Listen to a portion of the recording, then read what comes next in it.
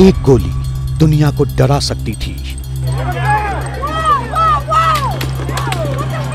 एक गोली सबसे ताकतवर मुल्क में उथल पुथल मचा सकती थी।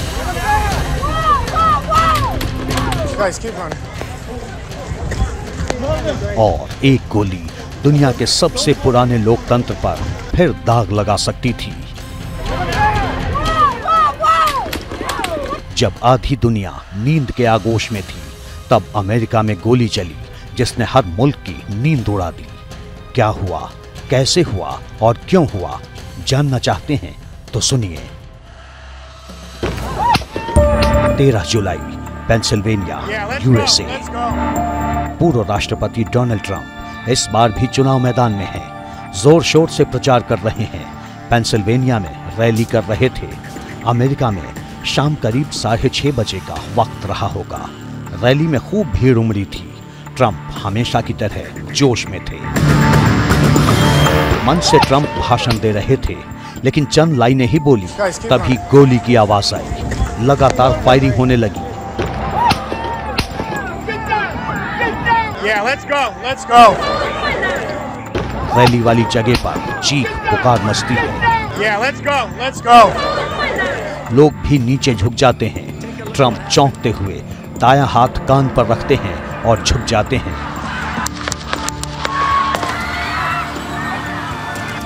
इस बीच सीक्रेट सर्विस एजेंट्स ने सुरक्षा घेरा बनाकर उन्हें कवर कर लिया।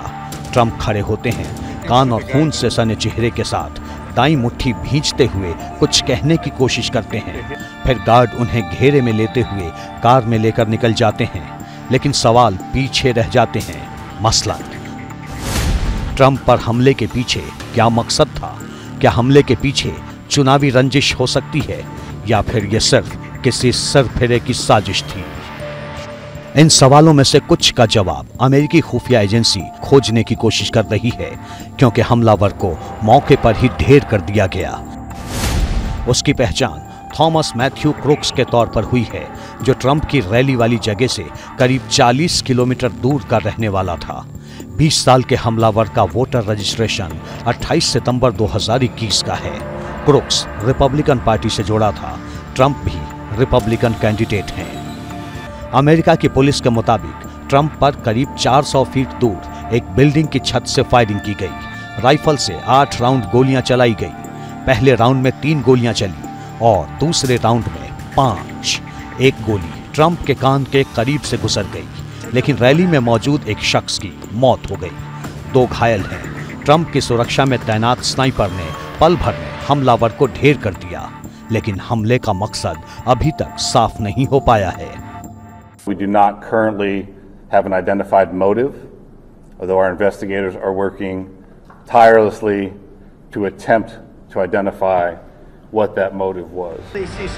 अमेरिका की पुलिस भले ही हमले का मकसद पता न लगा पाई हो, लेकिन गोली चलते ही ट्रंप समझ गए कि बड़ी गड़बड़ है।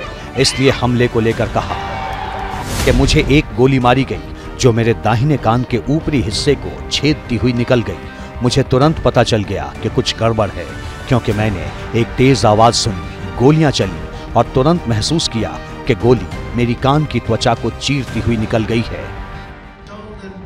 ट्रंप पर हमले से अमेरिका में हड़कंप मच गया।